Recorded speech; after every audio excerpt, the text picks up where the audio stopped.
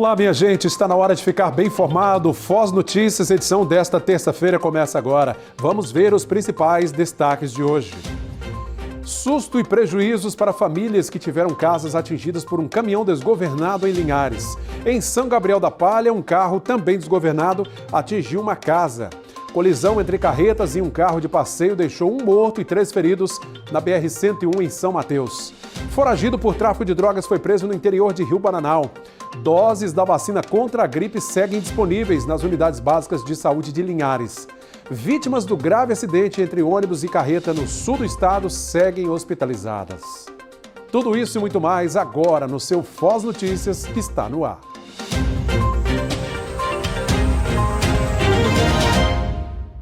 Um grande susto para moradores de 5 residências do bairro Planalto, em Linhares, no final de semana. Um caminhão desgovernado invadiu as moradias durante a madrugada e o susto foi muito grande, mas ninguém se feriu. Imagina o susto que a Carol levou quando ela chegou em casa e viu que tudo tinha sido destruído. A colisão aconteceu na madrugada de domingo e foi flagrada por câmeras de videomonitoramento. O caminhão que estava estacionado perdeu o controle e atingiu esta casa. Por sorte, no momento não havia ninguém na residência. A gente estava no Pontal do Ipiranga. Meu pai mora lá e a gente foi o final de semana para lá. Passar o final de semana lá. Umas 3h40, 4 horas da manhã, a gente viu uma ligação e eram os meus vizinhos ligando que o caminhão tinha entrado dentro da casa da gente, tinha descido o morro e entrado lá. E foi onde a gente veio de lá para cá e realmente tinha acontecido. A gente ficou sem reação, agora que está caindo a ficha, porque a gente sabe que a gente não tem para onde voltar, a casa da gente está lá, não pode fazer nada, as coisas estão lá e agora que está caindo realmente a ficha de que está tudo destruído e a gente não pode fazer nada, tem que esperar. Mara, que mora perto da casa atingida, contou que acordou assustada às 3 da manhã com o barulho da batida. Todos estavam dormindo, né, quando a gente já ouviu todo o barulho, né. Quando a gente acordou, a gente olhou na janela, estava o caminhão, né, já dentro dessa casa aqui da nossa vizinha Carol. E aí todos já saíram, né, porque abaixo dessa casa tem a casa da minha mãe também, então a gente desceu, abriu os portões para ver se estava acontecendo alguma coisa mais grave. E graças a Deus os vizinhos de cima dessa casa aqui mais agredida, eles não estavam em casa, mas a minha mãe estava. Então a gente abriu o portão, mas graças a Deus não aconteceu nada com ela, só mesmo os destroços que caem por cima da cama dela, mas não teve nenhum ferimento. Os danos materiais foram grandes, nem as roupas foram possíveis salvar. Moto, fogão, bicicleta, área de churrasco, churrasqueira, a parte de cima o quarto da minha filha quebrou, mesa, tudo a parte, o que tinha embaixo na parte de frente foi tudo. Não teve como pegar na roupa, tinha várias roupas no varal. Agora, o que a família espera é que os responsáveis assumam os prejuízos para que eles possam recomeçar suas vidas.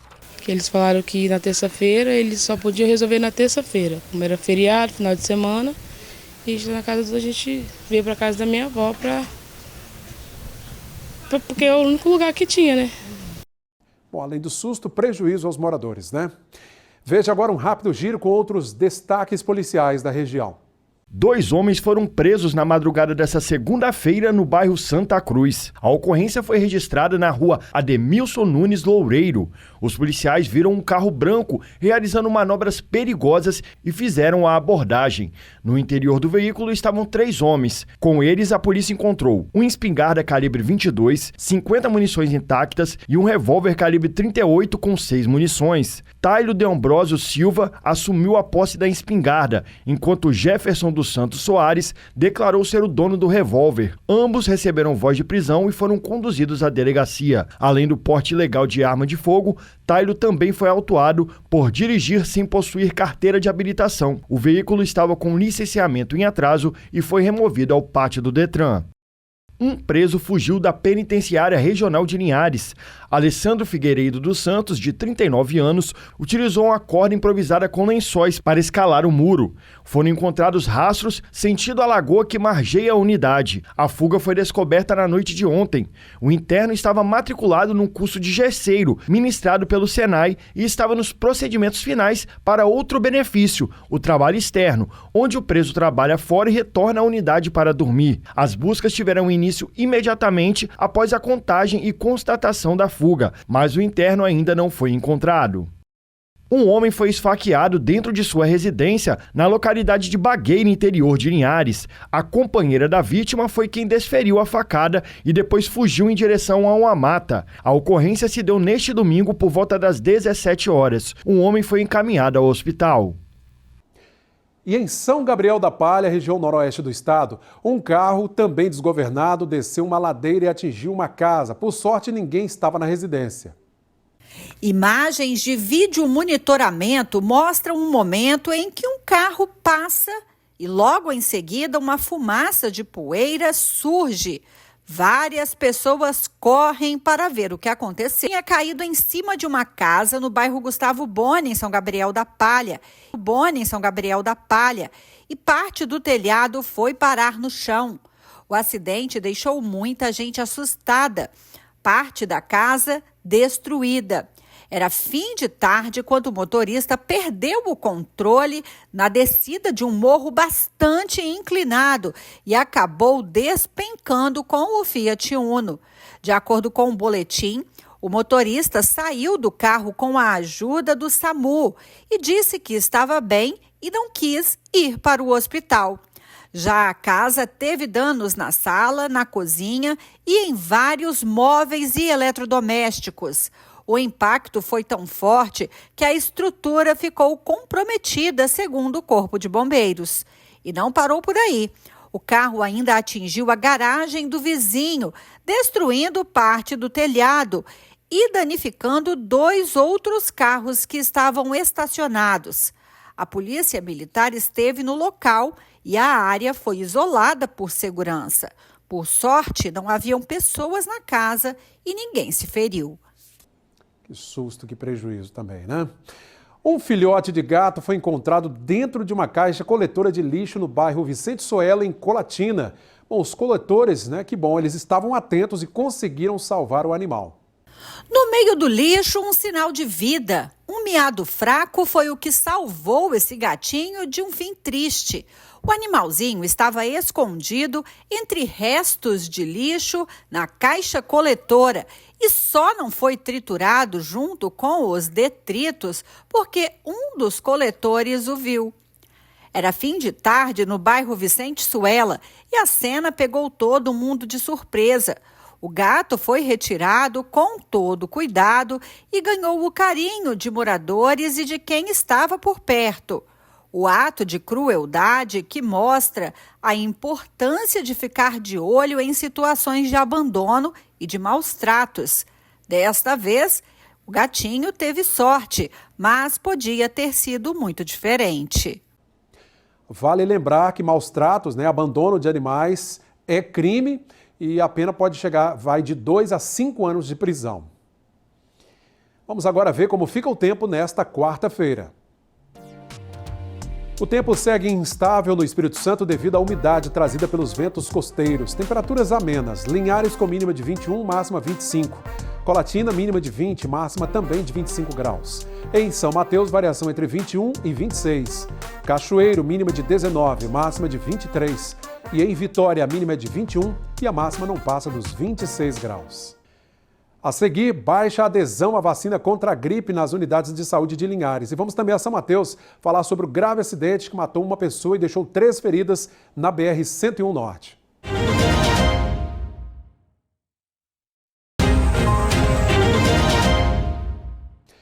Voltamos com o nosso segundo bloco de hoje. É baixa a adesão à vacina contra a gripe em Linhares. As doses seguem disponíveis nas 32 unidades básicas de saúde dos bairros e do interior. Até o momento, 8.854 pessoas dos grupos prioritários foram imunizadas, o que representa 16,78% do total estimado de 42.909 pessoas. A vacina está disponível em todas as 32 salas de vacinação do município e é indicada para crianças a partir de 6 meses até menores de 6 anos, idosos com 60 anos ou mais e gestantes. Para os demais grupos prioritários, a vacinação contra a influenza seguirá no modelo da campanha. Pela primeira vez, o imunizante foi incorporado ao calendário nacional de vacinação e ficará disponível de forma permanente. A Secretaria de Saúde reforça a importância da imunização para prevenir complicações causadas pelo vírus da gripe. Isso aí, gente. Aproveitar e tomar a dose da vacina, né? A colisão entre duas carretas, um caminhão e um carro de passeio deixou uma pessoa morta e 3 feridas em São Mateus. Foi sobre a ponte sobre o rio Cricaré. Os detalhes desse grave acidente agora com J. Barbosa. Olá, Cláudio Alves, amigos do Foz Notícias. É isso mesmo, Cláudio. O acidente foi em cima da ponte sobre o rio Cricaré, no quilômetro 64 da BR-101. Nossa equipe acompanhou e tem mais detalhes. As imagens mostram a gravidade do acidente envolvendo 4 caminhões e um automóvel HB20 em cima da principal ponte de acesso da BR-101 sobre o rio Cricaré, em São Mateus. No local, existe um radar com velocidade de 60 quilômetros. O acidente aconteceu por volta das 2 horas da manhã de hoje e mobilizou várias equipes da Ecovias e Corpo de Bombeiros. O tenente Favalessa, que estava de plantão e chegou no local poucos minutos após a batida, conversou com nossa equipe. Um acidente com 4 vítimas, a princípio. Não temos confirmação se temos mais vítimas no local. Um trabalho de remoção de aproximadamente 4 horas de uma das vítimas que estava encarcerada no caminhão. E ainda temos bastante trabalho pela frente para remover ainda a vítima que se encontra em óbito e encarcerada dentro de um dos caminhões. Então, confirmado uma vítima fatal. Uma vítima fatal no acidente. E os outros foram encaminhados para o Hospital Roberto Silvares? 2 vítimas socorridas, uma vítima acabou de ser retirada, vai ser encaminhada para o hospital também, está recebendo os primeiros cuidados aqui na viatura avançada, vai ser encaminhado para os hospitais de correspondência. E essas vítimas, elas estão em estado grave? Como é que está? Ou foram ferimentos parciais? 2 vítimas com escoriações e lesões mais leves, uma vítima que acabou de ser desencarcerada com ferimentos relativamente graves, está recebendo todo o tratamento ali, suporte da viatura avançada, vai ser encaminhado e o médico vai fazer o tratamento devido. Nesse caminhão carregado de embalagens estava Selmo Ferreira de Oliveira, de 54 anos. Ele saiu ontem à noite da cidade de Pirapetinga, em Minas Gerais, e tinha como ponto de descarga a fábrica da Damari, na cidade de Montanha. Selmo morreu no local. Ele deixa esposa e uma filha. Segundo colegas, ele era acostumado a fazer esse trajeto. São muitas informações ainda não confirmadas que precisam de um laudo pericial para identificar o causador do acidente.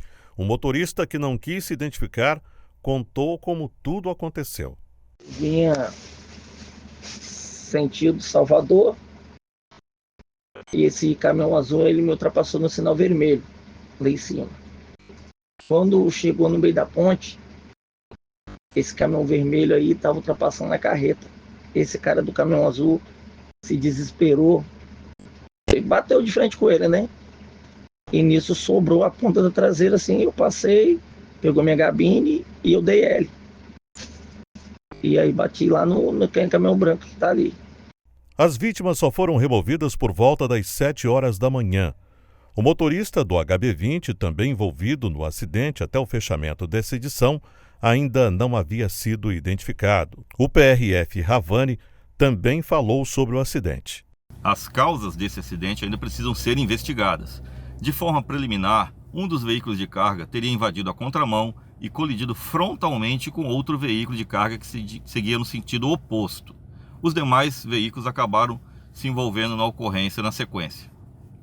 Infelizmente, um dos condutores veio a óbito no local, ainda se encontra preso às ferragens, e um dos condutores do veículo de carga também ficou gravemente ferido, finalmente sendo liberado das ferragens por volta de 7h30 da manhã e encaminhado para atendimento médico no Hospital Roberto Silvares de São Mateus. Essas informações foram colhidas pela manhã.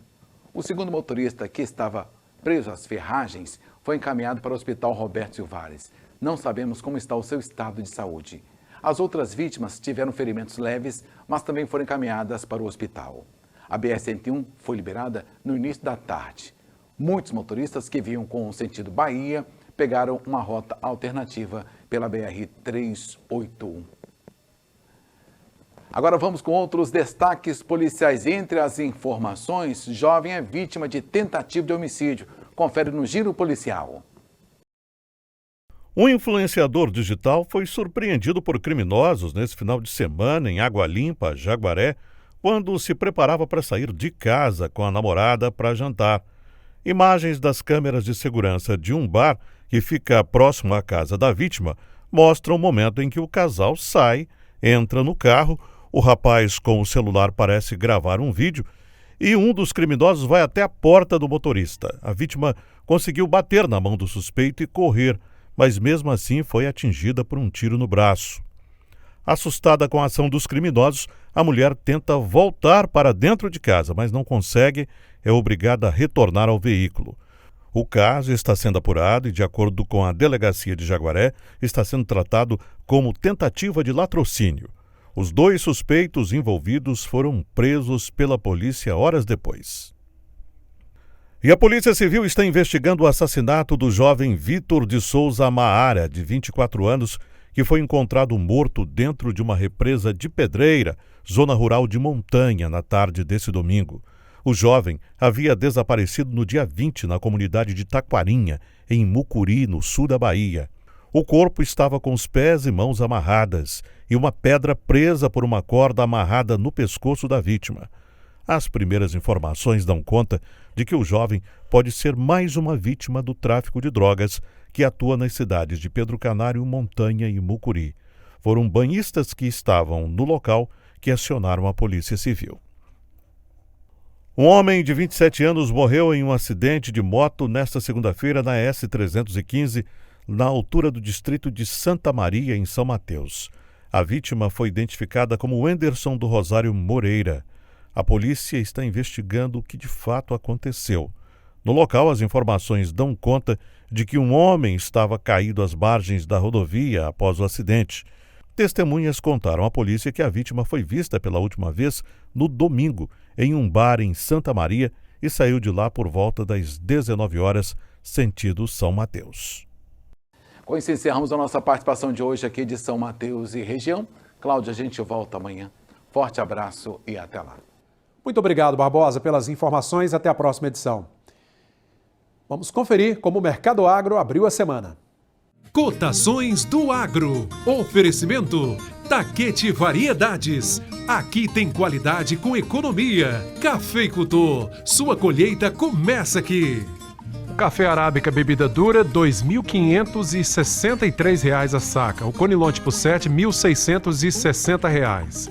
O café Conilon tipo 78 está cotado a R$ 1.655 a saca. Pimenta do Reino, R$ 33 o quilo. E a saca do cacau, R$ 3.400. Você conferiu Cotações do Agro, com oferecimento Taquete Variedades. Aqui tem qualidade com economia.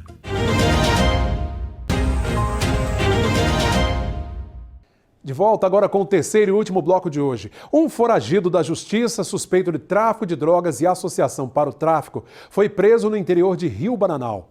Carlos Henrique Francisco da Silva, de 23 anos, também responde a processos na Justiça de Teófilo Otoni, em Minas Gerais. Com ele, a polícia encontrou dinheiro, drogas e anotações sobre o tráfico de drogas. Após prestar depoimento, Carlos Henrique foi encaminhado ao sistema prisional. E seguem hospitalizados os 10 dos 26 passageiros que ficaram feridos em um grave acidente entre um ônibus e uma carreta em Anchieta, no sul do estado. Alice estava entre os feridos do acidente entre um ônibus e uma carreta que aconteceu na BR-101 Sul. Ela se recorda como tudo aconteceu. Que a batida realmente foi muito forte, aí o chacoalhão assim na cabeça também. Tanto que eu tô até com uma ferida aqui. E aí depois eu acordei, na verdade nem sei se eu fiquei desacordada, né? Eu acordei E aí só ouvia gritos, tudo apagado, todas as luzes estavam apagadas, não dava para enxergar muito bem porque os vidros tinham insufilme, né? Então deixava um pouco mais escuro. Muita gritaria, na hora eu só tirei meu cinto e fui socorrer minha mãe, que ela estava sentada atrás de mim, gritando por socorro, que ela não conseguia se desprender do cinto, ela não conseguia se movimentar. Inclusive, ela foi uma das últimas pessoas a serem retiradas do ônibus, porque ela estava no segundo andar, na última cadeira, e não estava podendo se movimentar. E agora a gente descobriu o porquê, que foi por conta de três fraturas na coluna vertebral. Na Santa Casa de Misericórdia e no Serviço Médico Legal de Cachoeiro, a movimentação foi intensa na manhã de segunda-feira. Parentes e amigos das vítimas do acidente chegavam a todo momento em busca de informações. Rodrigo é uma das vítimas. Ele teve fratura em um dos ombros e alguns ferimentos no rosto. De alta no início da tarde dessa segunda-feira, ele contou os momentos de desespero. Ele estava no segundo andar, nos fundos do ônibus. A esposa dele, uma enteada e a sobrinha também estavam no coletivo e ficaram feridas. Tudo tranquilo, teve bingo dentro do ônibus, cantoria. Mas aí, de repente, a gente percebeu o motorista freando. Eu estava lá atrás no último banco, eu e minha esposa, não consegui ver a frente. Quando eu percebi que ele estava freando, eu apaguei. Então, a parte do rosto, eu bati assim no banco, né? E o ombro aqui, eu encostei alguma coisa que eu não sei, eu fraturei o ombro. E aí, depois disso, foi um caos, assim, muita gente gemendo, gritando. E minha enteada me acordou, e aí eu conseguia ter uma noção mais ou menos. Aí a gente teve que quebrar o vidro do ônibus, aí chegou a Polícia Rodoviária Federal, o SAMU, né? O acidente aconteceu no final da tarde de domingo, na altura de Anchieta. O ônibus de excursão transportava 28 pessoas, incluindo o motorista. 26 passageiros ficaram feridos e 3 morreram. As vítimas foram identificadas como Jadson Zordan, de 25 anos, Penha da Silva Pereira, de 90 anos, e Davi Lima, de 44 anos, motorista do coletivo. Dona Yara veio ao SML. Ela era amiga inseparável de Dona Penha, que morreu durante o socorro. Dona Penha era uma pessoa assim, alegre, entendeu? Cheia de vida, lúcida, fazia pilates, entendeu? Era uma pessoa maravilhosa. De acordo com o último boletim divulgado pela Santa Casa de Cachoeiro, das 12 vítimas do acidente que deram entrada no pronto-socorro da unidade, 6 já tiveram alta, 2 seguem internadas e 4 feridos foram transferidos para hospitais de Vila Velha e Cariacica, onde também seguem internados. Segundo a PRF, o motorista da carreta de 38 anos sofreu ferimentos leves e foi encaminhado para o atendimento médico. A Adriana é filha de Dona Deolina, responsável pela viagem, e tia de Jadson, de 25 anos, que tinha o sonho de fazer essa viagem. Ele deixou uma filha.